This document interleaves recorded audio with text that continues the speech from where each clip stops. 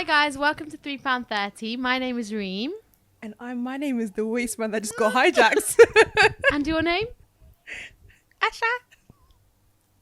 Sana? I cannot hear anything she's saying, by the way. She suddenly just went really far. Hi everyone! This is the £3.30 podcast. Thanks for tuning in. My name is Reem. I'm Asha. And I'm Sana Sino. Oh. Speaking of I've been having this huge debate with my friends here in Doha. They're from Liverpool, right? And obviously they say Sunday, Monday, and all that stuff. And I'm like, it's not Sunday, Monday, it's Monday and Sunday. And they're like, no, it's one of them is an O and the other one is a U. So it's one of them is Monday and the other one is Sunday. It doesn't make sense to me. And one of them is a teacher. So she's like, phonetically, a U should be a U instead of a A, which is what we say. So can we please clear it up? You don't say Sunday and you don't say Sunday. You say Sunday.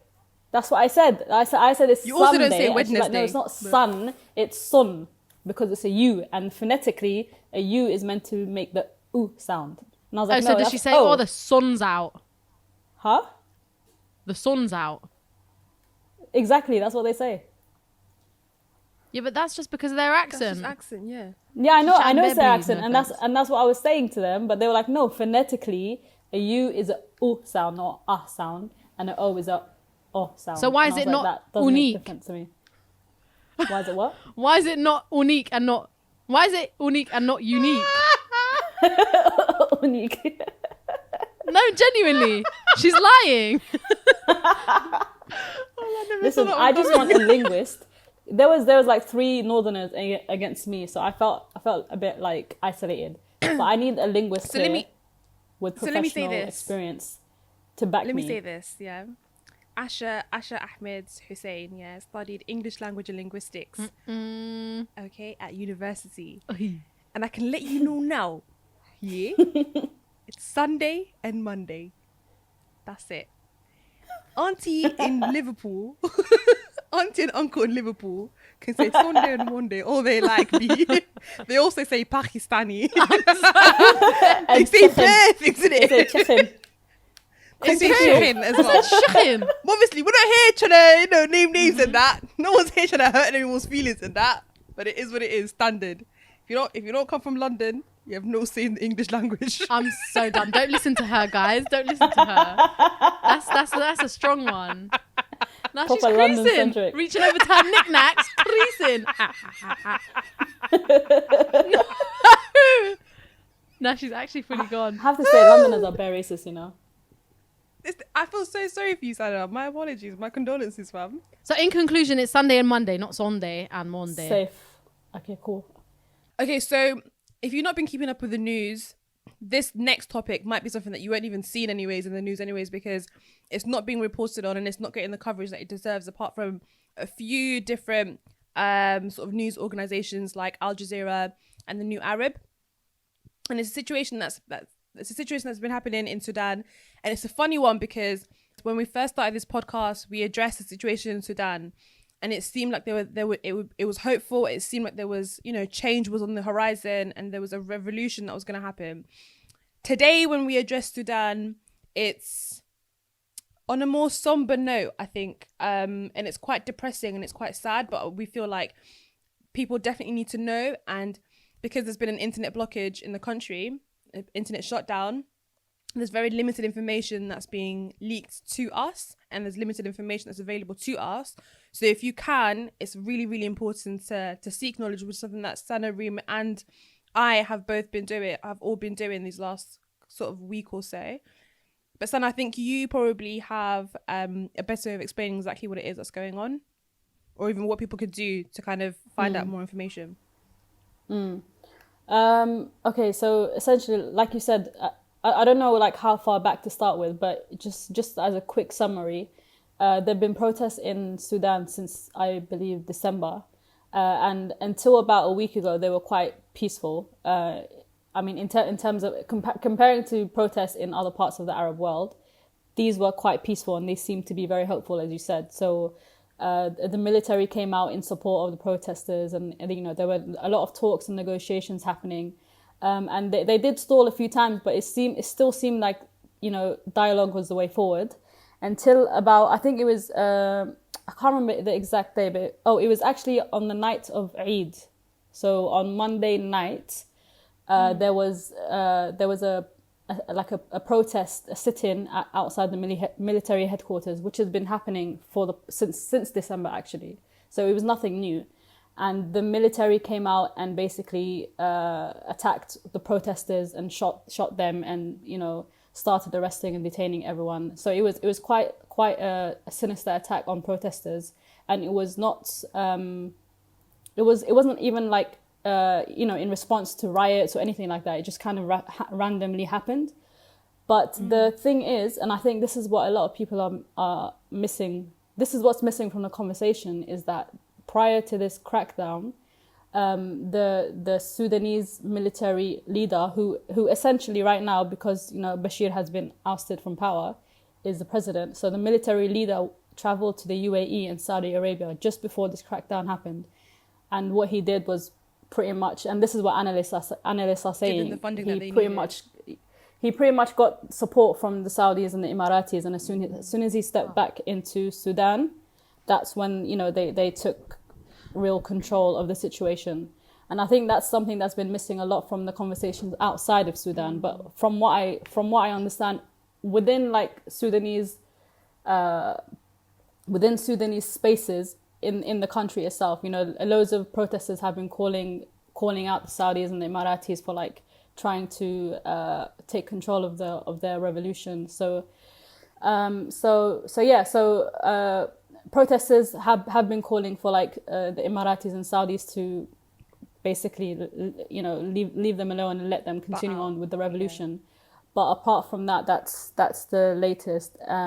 If I remember correctly, I think it was at least 113 people that were killed just this week alone by Sudanese paramilitary and security forces.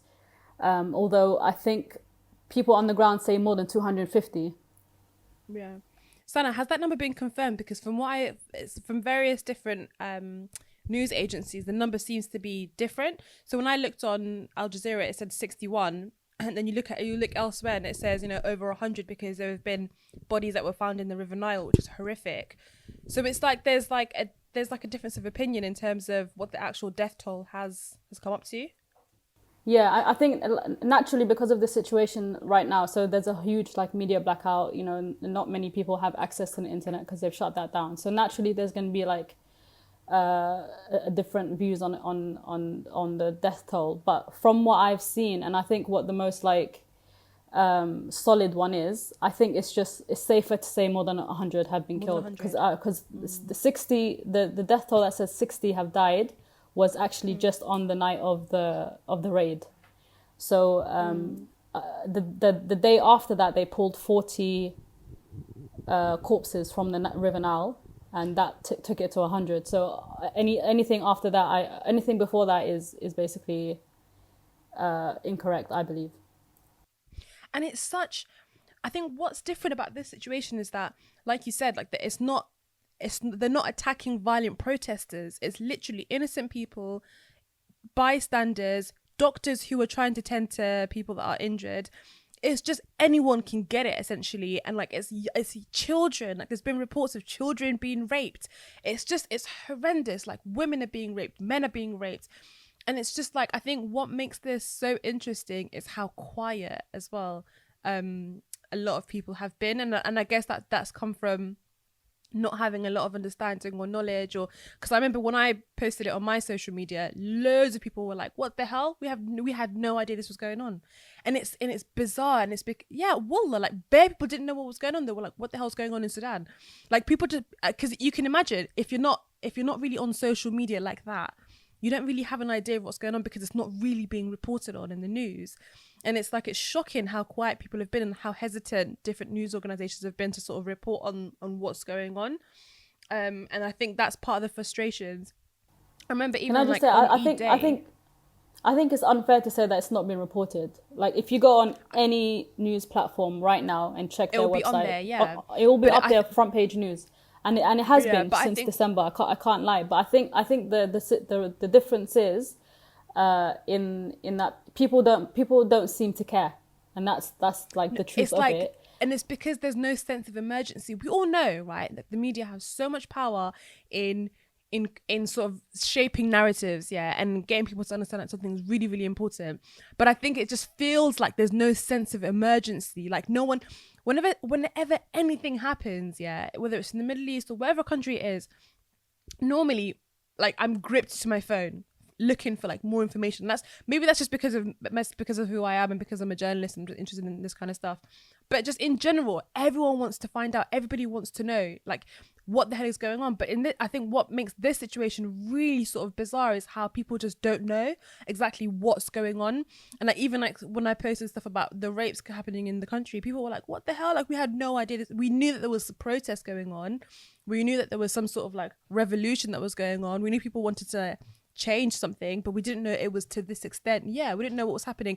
And I guess it's because it's just been happening since Monday, but it's just the brutality has been happening since Monday, but these protests have been ongoing since December for a long time. But just one thing I wanted to mention was that the media, yes, it has a lot of power and control and it does shape narratives, but it responds more than anything to what people are interested in.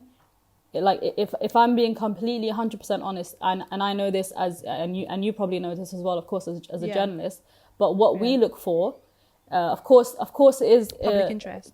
As a journalist, what you want is to report news, but as a business, and this is from people higher up, what they want is clicks. So as soon as they see people are interested, in Sudan, the number of articles they write about Sudan will go up tenfold.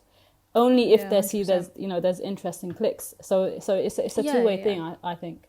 Yeah, like we have an entire SEO team dedicated to looking at what people are searching for, so we can write articles based around that, so we can get more traffic. 100%, it happens all the time. But it's just like as much as they're sort of looking for what people are interested in, what people are talking about, I think we also have a responsibility to make sure that people are aware of what's going on around the world and make them interested and make them aware, whether they wanted to know about it or not. Like it's like, for example, like if 9/11 happened and because people aren't talking about 9/11, like they're not going to write any articles about it. Like come on, like if it's one of them ones where it's like you have a complete control of creating how urgent something seems and how important something. And I think I was just going to say, I think more than anything, social media bloggers and people on Instagram are doing a much better job at getting people interested than the media is, and I think that's because maybe it's been controlled. Well, on social media, the movement has kind of been controlled by mainly Sudanese bloggers and Instagrammers and stuff like that. So it feels a lot more authentic and real because they have emotions put in, and it's very shareable content. So and I've seen a lot of Sudanese bloggers share very like captivating posts and stuff, and that's made other people share it as well. So I think that's a great thing to see.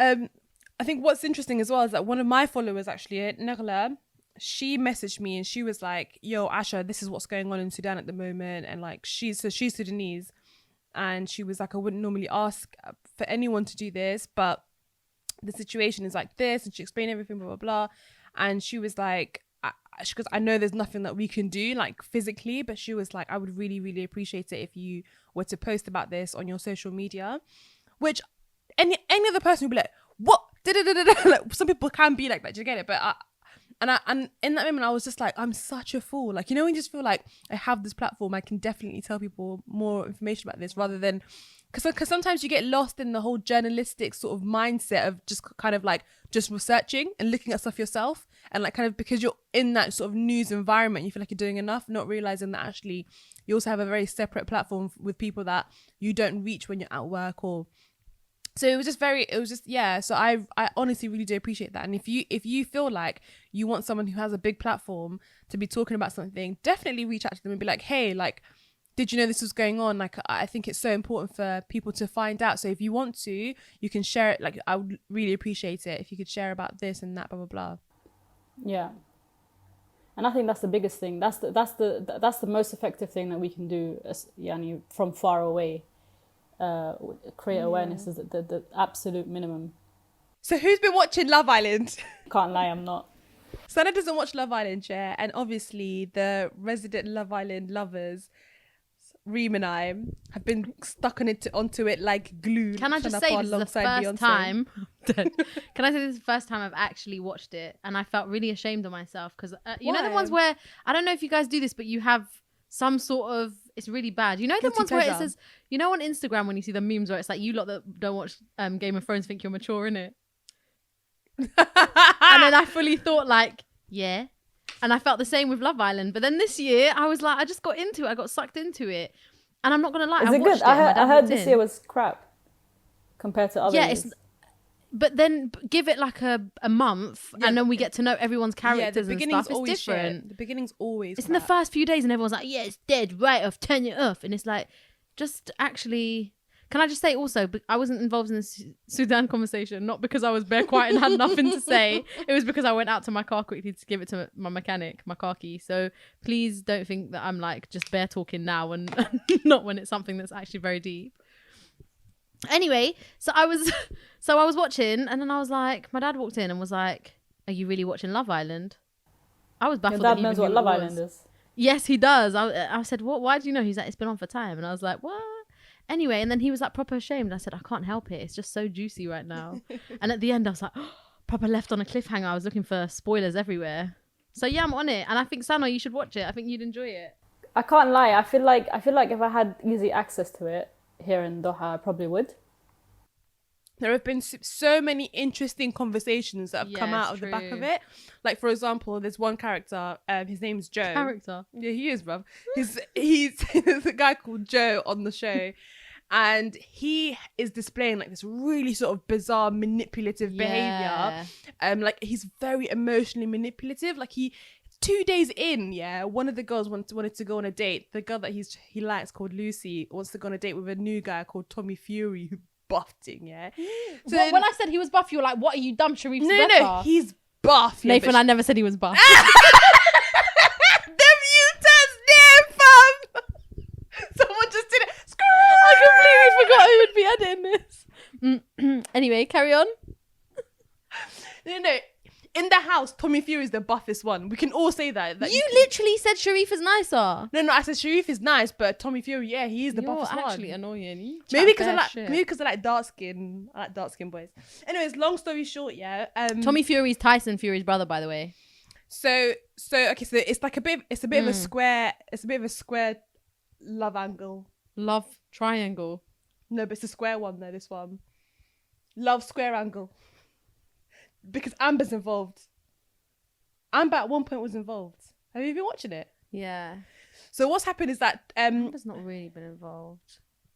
Amber's been turning the screws a little bit with Joe. Yeah, it's true. Trying to get him to move to her, low key, and putting like doubts in his mind. Anyway, so one of the guys is in there, Joe. He must have said to the girl that he likes, Lucy, who was interested in another guy called Tommy. He must have been like, oh, I don't feel like I can trust you. He goes, I don't feel like I can trust you. You disappointed me. You let me down. But she's like, it's been 48 hours, B. How are you falling in love that quickly? It's actually so like he's proper made her to the point where she's in tears on the second day, and she's in some nice villa in the sun, not doing shit, like living her best life in a bikini every single day, catching a tan, eating a banana and an apple. The thing is, here's the joke here. Someone said on Twitter, if she can't even decide what fruit she wants, how can she decide between Tommy and Joe? It's true, yeah. But what I think is interesting, about Lucy, is this girl who's stuck between these two guys, is that she was saying to Tommy, listen, not Tommy, to Joe, listen, I just want to be able to get to know both of you and which is fair. Then comes in Molly May. Hey! And then she texts Tommy's phone saying the viewers have asked us to go on a date together. Come to meet me in the hot tub. If you saw Lucy's face. Yeah, it's that face that you do. It's that face that you do when you're like, she's bare creasing, and oh my God, yeah. In her eyes, it was literally like her world has just ended. Like, you know that, wallah, we all have that one look that we all do. You know that? You put on a brave face. Wallah. She put on a brave face, man. She held that L. Did you not see tight. Joe's face? He was like, perhaps. Yeah. It was just, the whole situation is just jokes. Basically, it's like there's lots of tricks and turns.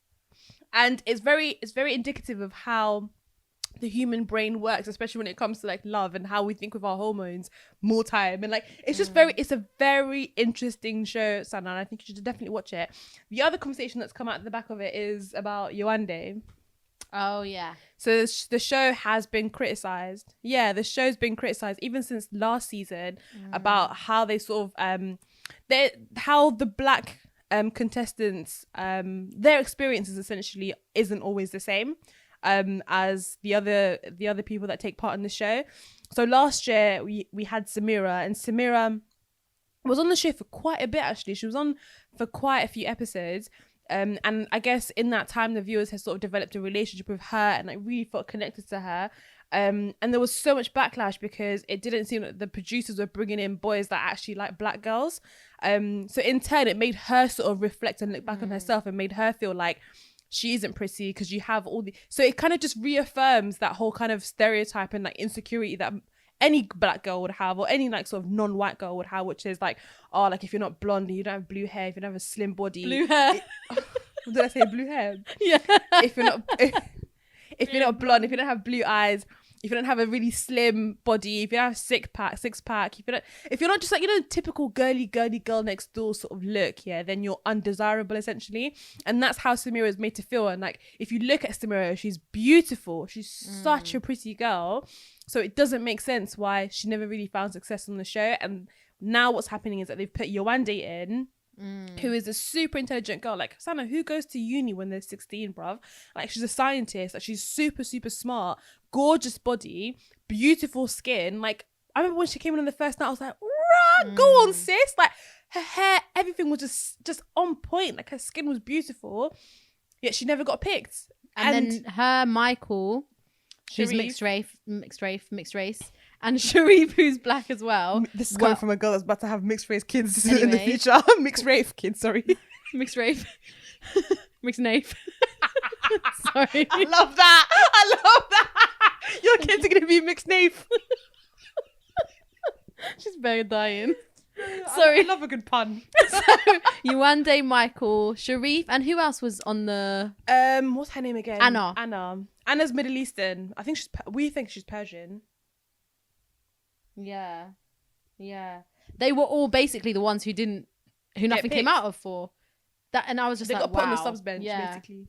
They were the last ones to be picked, and it's just kind of like, look at the trend.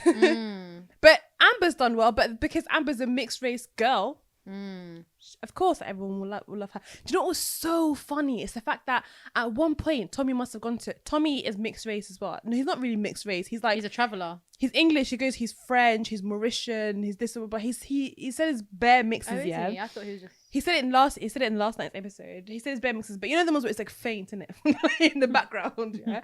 So he must have said to one of the girls, Lucy, he was like, if 2 Beyoncés and 3 Rihannas came in right now, I will still choose you. And I wanted to crease.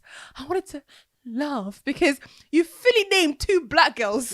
You know them ones where Beyonce and Rihanna are 2 black girls. You've got a black girl in the house and you're not going for her. You've got Amber in the house, you're not going for her. So you know what the beauty standard is, yet you still want to go for this. Anyways, let me not speak because it was just very, very ironic. It's very ironic.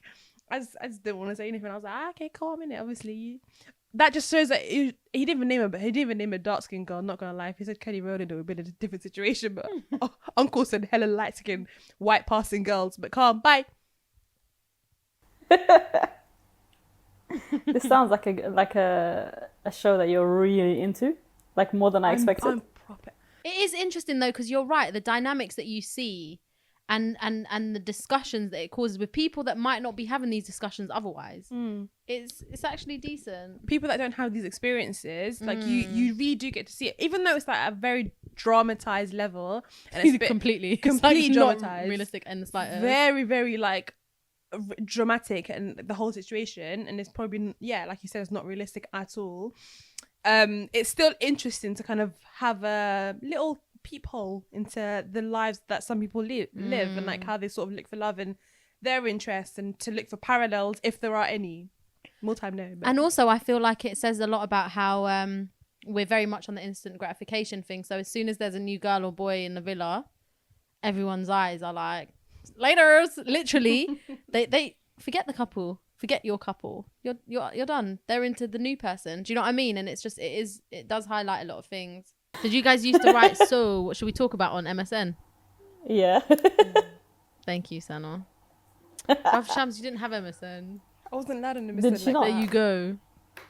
You didn't have I MSN? had MSN, but I had MSN, but I wasn't allowed on it all the time, so I didn't really Are experience you it. serious? There's 6 of us in one house, B. Like, what Alright, time fair do you think enough, I'm fair gonna enough, fair die? enough. Like, we used to have- what time do you think I've got No, we used to go beef on over that. MSN? There was one computer as well, and it was in the living room. It was long, man. It was all very long. So obviously, by the time I get MSN was home, the my best brother's as well. already jumped on it, and I have to wait in line. And then And you're the youngest as by well, the time so it's you like probably 8 were, o'clock, it's like, my bullied. bedtime. You were the youngest as well, so you're probably bullied. Yeah, I was hella bullied. I was only allowed on MSN for about half an hour. No. Yeah, That's the amount of and time to be it honest with takes you, to I wasn't connect. even on it like that. I would just hit up paint real quick. I'm dead. Yeah, Paint was the one. bare Picasso, squares. bare Picasso. I'm so done. What things do people think we should do when Sana's here? Challenges. What? Should we do some challenges while you're here, Sana? What kind of Like challenge? people can send in their challenges for us to do while you're here. Oh. Yes. 1 or 2 a week. I have a little summer motive. Go on. You know them. Why are you trying to be cute? You know them water slides, yeah. But it's literally not a slide. It's like a bit of, basically it's a bit of plastic that's been put on the With floor, some yeah, fairy. with some fairy liquid and some water, yeah. I think we should have like 2 teams, yeah. 2 bits of plastic things on a field somewhere, yeah.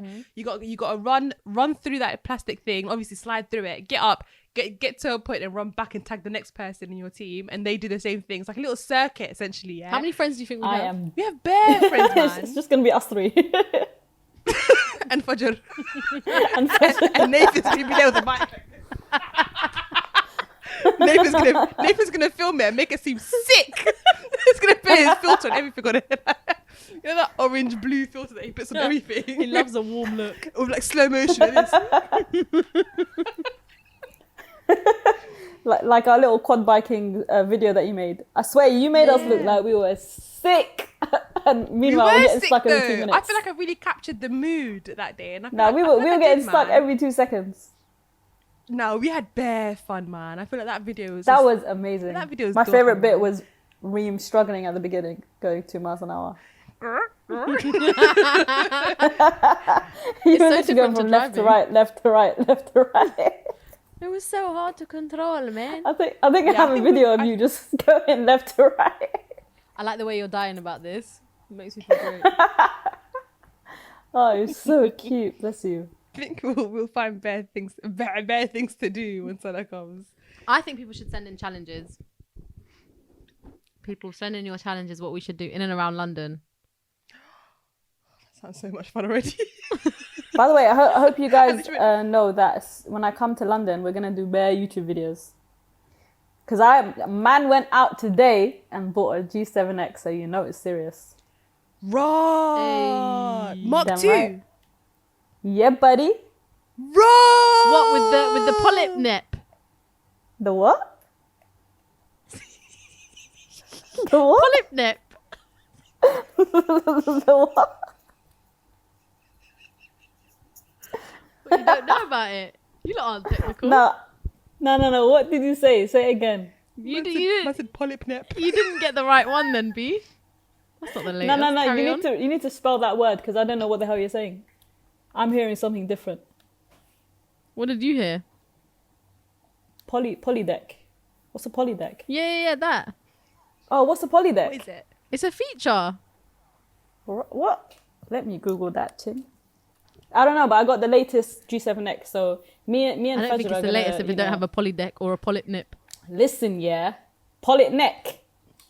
I feel like you're just trolling me. She's trolling you. She's trying to listen.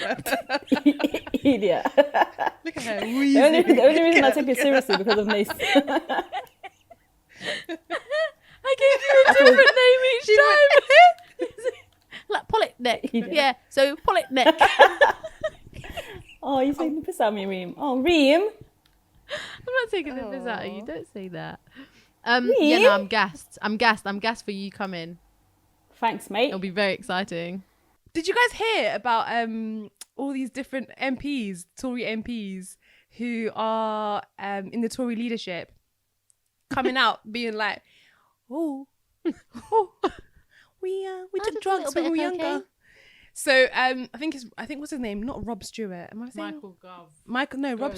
Rob Stewart took some sort of drug when he was in Iran.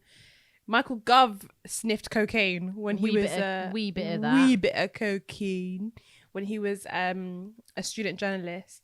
Why are they all revealing their secrets? Well, the situation from last week, which was revealed that Stewart, so someone must have added him in it and like basically exposed the fact that he took drugs back in the days when he was in Iran. And was it Iran? Yeah. When he was trying to look at like the effects of drugs in the country. Basically, he smoked heroin while he was doing research on heroin. it's like them feds being like, yeah, just give me that cannabis spliff. It's all right, like no problem. Yeah, and then go and smokes it. I think with Gov as well. I think he's come out admitting that he took a bit of cocaine or whatever it was. Yeah, was because there was a clip of him on "Have You Got News for Me" or something like that. Have I got news for you? Have you got news for me? You got news for me, mate. Did you just fart? No, you need to cut it out. No. Yeah, so he was on Have You Got News for Me? And then after he was on The Strongest Link. No, that was funny. Who wants to be a tenor? I'm dead. Anyways, he was on some TV show and he must have just been joking about it, blah blah blah. And that, I guess now he's come out to say, yeah, like I did drugs when I was a student journalist. But I don't think that people should I don't think that should discourage people from viewing me as someone that can like lead the Tory, that can sort of snatch the Tory leadership essentially. So it's just very interesting. I think everybody makes or does things, makes mistakes and stuff, and that's cool. But I think that he should not be voted for because he's a waste man. Not because he took drugs. Not because of anything to do with what he did 20 years ago. Like, I just think his policies are nonsense. You know what I mean? Like, I don't care what you did when you were 19 or 20. I think as long as it obviously within reason. Like if you're sniffing cocaine when you're 19, then just whatever. But if you are trying to be a Tory leader, then goodbye. Not on it. I think the argument is that if you're unable to make sound decisions... Yeah, but he was like 19. Yeah, of course. But I think people are unforgiving when it comes to someone that's leading the country. I think you are allowed a little bit to be a bit more like careful about who you choose to kind of run the country. If it was some any Sally in it, like across the road, like okay, cool. But I swear David Cameron like fondled a pig. Yeah, of course they all did. It matters, but it's like that came out after he won the leadership. Do you get it? No one really knew about it until after. Yeah, brother, we all know that Tory leaders are stupid. Yeah, it's still a big deal, and I think that obviously like messed up his reputation. But I think people think if you're unable to make sound decisions in general, because not everybody smokes weed and blah blah blah and the rest of it when they were a youth. I think for them it's kind of like then you're not able to make sound decisions in general. It's like the woman, the black woman that was like, she got done for like spending hella money and like swindling bare cash, the MP, and she was told that she has to resign, but she's refusing to resign because people are like expenses thing, yeah. So she something like that anyway. So she told her assistant to lie for her, blah blah blah, and I guess he just went and like sang like a canary to everyone, and obviously she got done for, and I guess she got fined and she got blah blah blah, but she still has a constituency. She's still in a position of power, but people are calling for her to step down because it's like, we no longer trust you. Do you get it? We don't believe that you are able to make sound decisions. You're not in a state right now. Yeah, but him doing that 20 years ago, yeah, of course, doesn't 100%. mean much. But you have to understand how people. You have to understand how people think. Innit? Yeah, I hear that. But no, there's no perfect person. But I think if someone's saying, okay, these are my policies now, and I care about all the people that I want, that I will be representing, then yeah, but he's not even doing that. So if people are not voting for him because of that, then I don't mind. Because I think he's a toad. So in conclusion, can I just ask one thing? Hit us. Yeah, go on. Yeah, and this goes out to people that are listening as well.